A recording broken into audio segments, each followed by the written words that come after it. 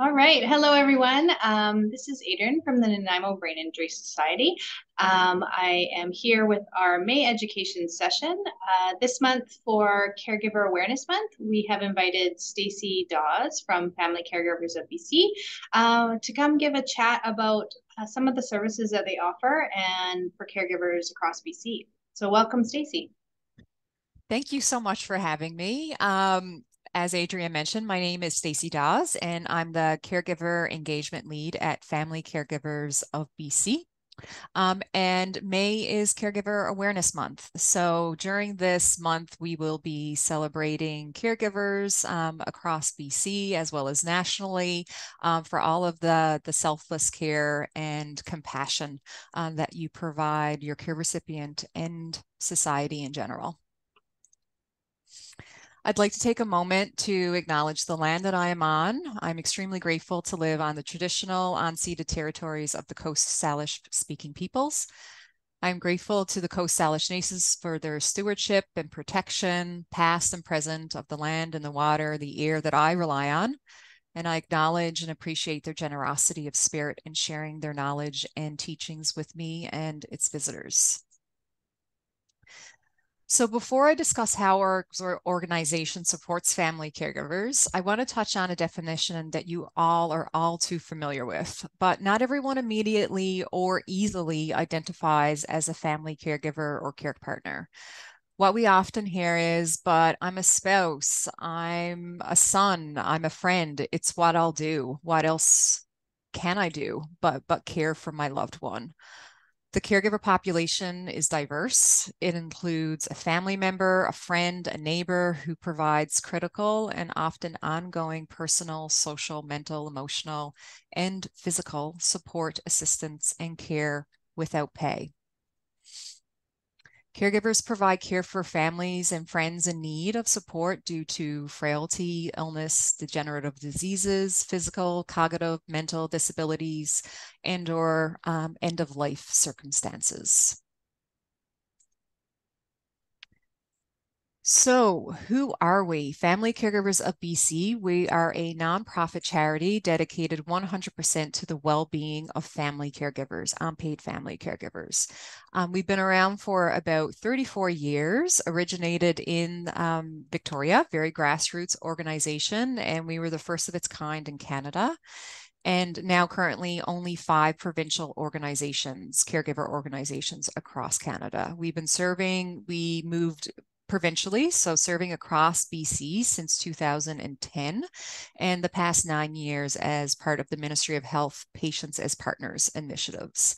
And our 3 pillars include caregiver support, education, and engagement and collaboration. And I'll get into this a little bit further in the presentation, but as you can see here on this slide, it outlines some of the things that we offer free of charge underneath 3 of these pillars.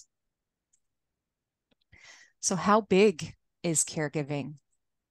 There are 1.3 million people providing care or help to a family member or friend with a long-term health condition, a physical or mental disability, or aging-related needs.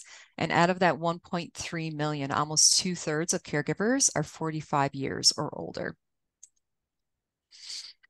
What do family caregivers do? 75% help with transportation, 23% help with medical treatments, 22% provide personal care, and 33% schedule and coordinate appointments.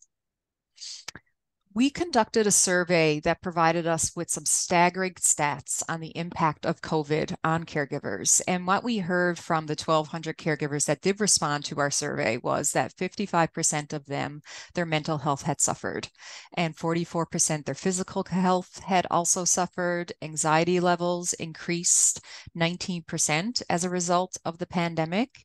And 60% of caregivers reported not feeling confident or unsure if they can continue in their caregiving role. Our caregiver line saw a lot of caregivers discussing financial concerns over COVID with the lack of in-home support or day homes, just those extra support services offered by our health sector. stopped for a lot of people, which meant that a lot of people had to rely on others to provide that care, all with the concern in mind of the pandemic and stopping the spread. So what we heard was that what was already hard got harder for caregivers. I wanted to touch on a little bit about different types of caregivers that support care recipients. Through our call line and through our support groups and our webinars, we have a lot of interactions with many different types of caregivers. A young caregiver is a child, a youth, or a young adult that provides care and support to a parent, a grandparent, a sibling. Most young caregivers are between the ages of 8 and 24, and they often grow up very quickly and lose their childhoods. They can experience feelings of anger, isolation, loneliness, grief, and some may suffer from depression or anxiety. Their school and work can suffer because of this added responsibility, and they often have limited time to socialize or do extracurricular activities. On the flip side, many young caregivers are wise beyond their years. Their added responsibility help build self-esteem and compassion for others, resiliency and independence, and they learn many, many important life lessons. Distance caregiving is the provision of care and emotional support to a person who lives far away. This task can be very difficult, stressful, and time-consuming. For example, most long-distance caregivers are not able to visit frequently and cannot provide care in the home, resulting in feelings of guilt. It often complicates the exchange of information about the care recipient's health and care needs, as well as the types of care that can be provided. In addition, they are often juggling multiple roles and responsibilities at home and at work, making the demands of distance caregiving even more challenging. Long-standing caregiving is when their family caregiving for an elder parent or spouse with frailty, dementia, or other chronic health problems that can last for 5 to 10 or even more years. Over this journey, a caregiver may experience feelings of resentment related to the uncertainty of the future that they had envisioned for themselves and with their loved one. Changing roles within the relationship may create a lot of frustration and miscommunication and feelings of isolation. Anticipatory grief will likely be experienced as a family caregiver as they grieve that life and the vision that they had, all while having feelings of guilt that they are experiencing that loss. 25% of employed caregivers spend up to 30 hours per week caring for their loved ones. So essentially another full-time job. So they're juggling caregiving with paid employment. They report that caregiving has had an impact on their work, including being late or having to leave early or missing work because of caregiver duties. Furthermore, employed caregivers have reported turning down or not pursuing a new job or a promotion because of those caregiver responsibilities. It's difficult to predict the type and the amount and the duration of care that's required.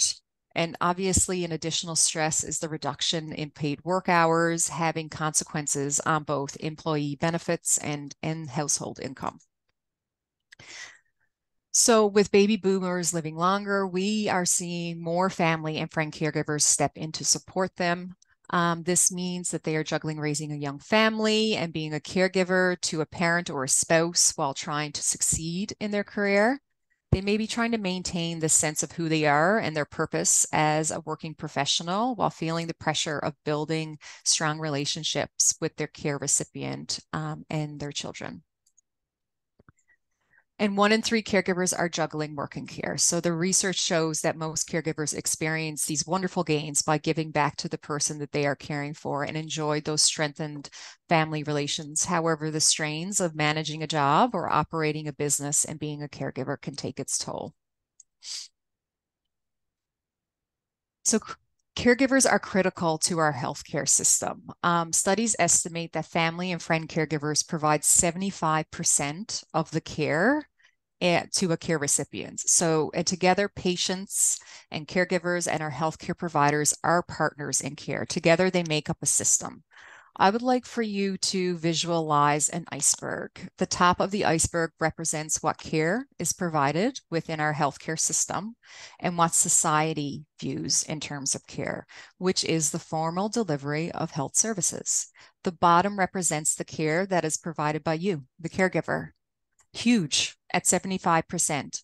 But caregivers often feel unseen, feel invisible, and not included as partners in care when it comes to their care recipient. Family caregivers may be excluded from treatment decisions and care planning, while the providers who exclude them assume their availability to perform the wide range of tasks prescribed in the patient's care plan.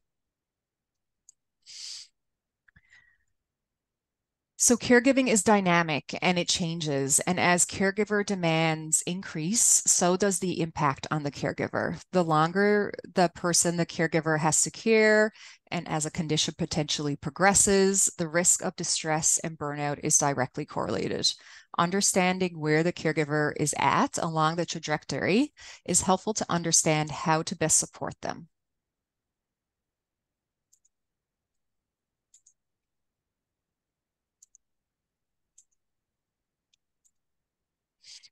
Caregivers have chronic health conditions twice the rate of the general population. So what else contributes to burnout and distress? Despite their deep commitment, your deep commitment to caregiving roles, many caring for a care recipient were disappointed about the degree to which they felt that this commitment was taken for granted at all levels by providers, our health system representatives, by other family members, as well as the care recipients themselves. This had the effect of positioning caregivers as forgotten and alone in meeting the demands of caregiving, and in many cases, fighting for recognition of not only their caregiving work, but also their own needs for support.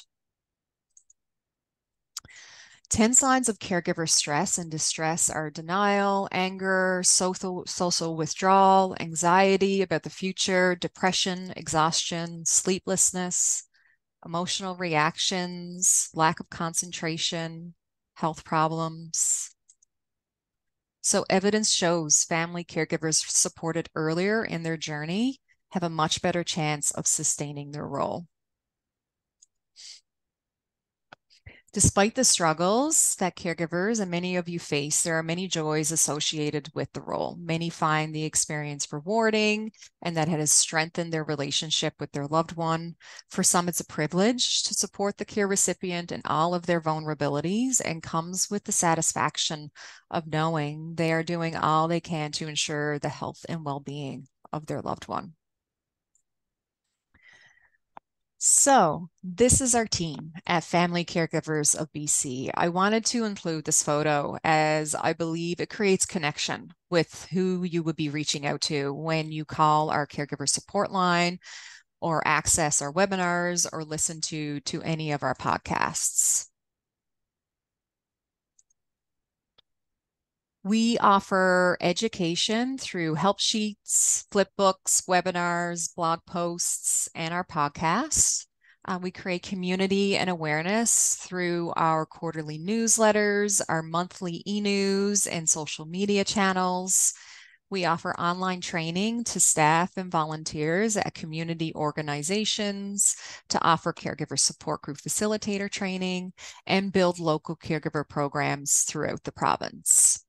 All of our services are free of charge, and we do have quite a robust caregiver learning center on our website, and I encourage you to click on our website at familycaregiversbc.ca and be able to access all of these help sheets and tip sheets and webinars free of charge. So you don't have to be live to be able to access any of these resources. We also have a caregiver support line. It is available Monday through Friday, 8:30, 4 p.m. For free emotional support and guidance to support services.